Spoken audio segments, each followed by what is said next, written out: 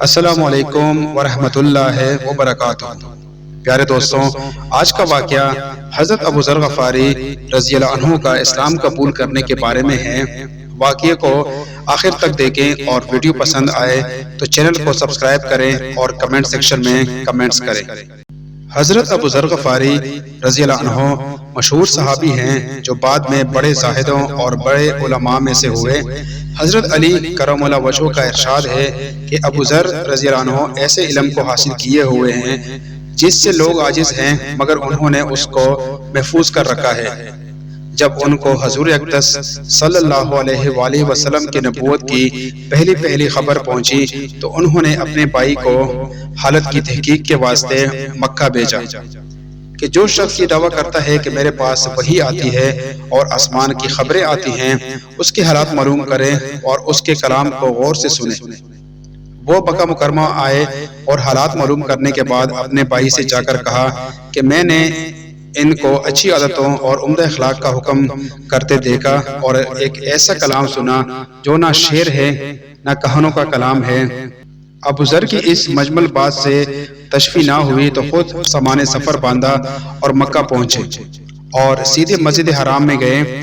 حضور صلی اللہ علیہ وآلہ وسلم کو پہچانتے نہیں تھے اور کسی سے پوچھنا مصلحت کے خلاف سمجھا۔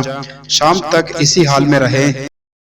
حضرت علی کرم اللہ وجہہ نے دیکھا کہ ایک پردیسی مسافر ہے۔ مسافروں کی، غریبوں کی، پردیسیوں کی خبر گیری اور ان کی ضرورتوں کا پورا کرنا ان حضرات کی ذمہ داری میں تھا، اس لیے ان کو اپنے گھر لے آئے، میزبانی فرمائی، لیکن اس کے پوچھنے کی کچھ ضرورت نہ سمجھی کہ کون ہو، کیوں آئے ہو۔ مسافر نے بھی کچھ ظاہر نہ کیا۔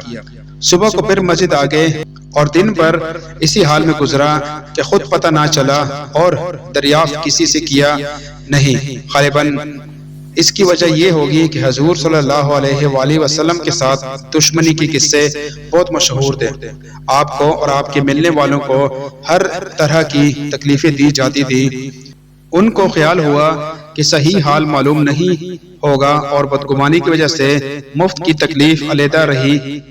دوسرے دن شام کو بھی حضرت علی رضی اللہ عنہ کو خیال ہوا کہ پردیسی مسافر ہے، بظاہر جس غرض کے لیے آیا ہے وہ پوری نہیں ہوئی، اس لیے پھر اپنے گھر لے گئے اور رات کو کھلایا سلایا، مگر پوچھنے کی اس رات کو بھی نوبت نہ آئی۔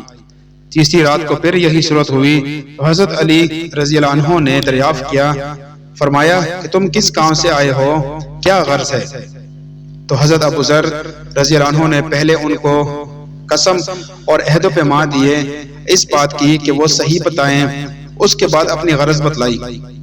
حضرت علی رضی اللہ عنہ نے فرمایا کہ وہ بے شک اللہ کے رسول ہیں اور صبح کو میں جب جاؤں تو تم میرے ساتھ چلنا، میں وہاں تک پہنچا دوں گا، لیکن مخالفت کا زور ہے، اس لیے راستے میں اگر مجھے کوئی شخص ایسا ملا جس سے میرے ساتھ چلنے کی وجہ سے تم پر کوئی اندیشہ ہو تو میں پیشاب کرنے لگوں گا یا اپنا جوتا درست کرنے لگوں گا، تم سیدھے چلے چلنا، میرے ساتھ ٹہرنا نہیں، جس کی وجہ سے تمہارا میرا ساتھ ہونا معلوم نہ ہو۔ چنانچہ صبح کو حضرت علی کرم اللہ وجہہ کے پیچھے پیچھے حضور صلی اللہ علیہ وآلہ وسلم کی خدمت میں پہنچے۔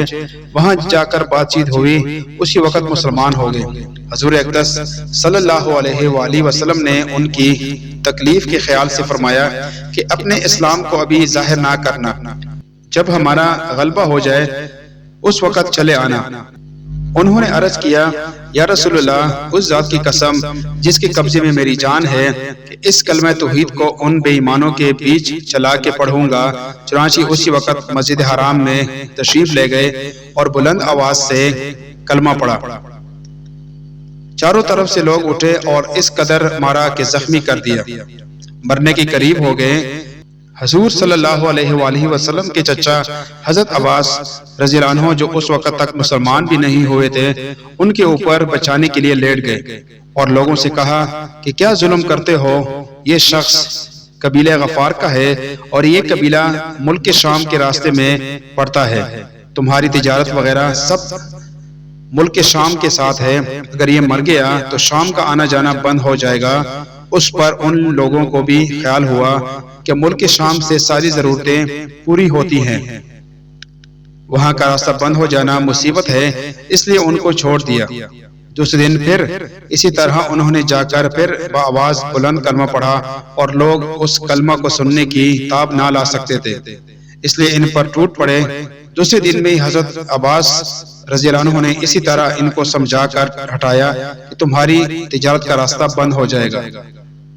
حضور صلی اللہ علیہ وآلہ وسلم کے اس ارشاد کے باوجود کہ اپنے اسلام کو چھپاؤ، ان کا یہ فعل حق کے اظہار کا ولولہ اور غلبہ تھا کہ جب یہ دین حق ہے تو کسی کے باپ کا کیا جاتا ہے، جس سے ڈر کر چھپایا جائے، اور حضور صلی اللہ علیہ وآلہ وسلم کا منع فرمانا شفقت کی وجہ سے تھا کہ ممکن ہے تکالیف کا تحمل نہ ہو، ورنہ حضور صلی اللہ علیہ وآلہ وسلم کے حکم کے خلاف صحابہ کی یہ مجال ہی نہ تھی، چونکہ حضور اقدس صلی اللہ علیہ وآلہ وسلم خود ہی اسلام پھیلانے میں ہر قسم کی تکلیفیں برداشت فرما رہے تھے۔ اس لیے حضرت ابو ذر رضی اللہ عنہ نے سہولت پر عمل کے بجائے حضور صلی اللہ علیہ وآلہ وسلم کے اتباع کو ترجیح دی۔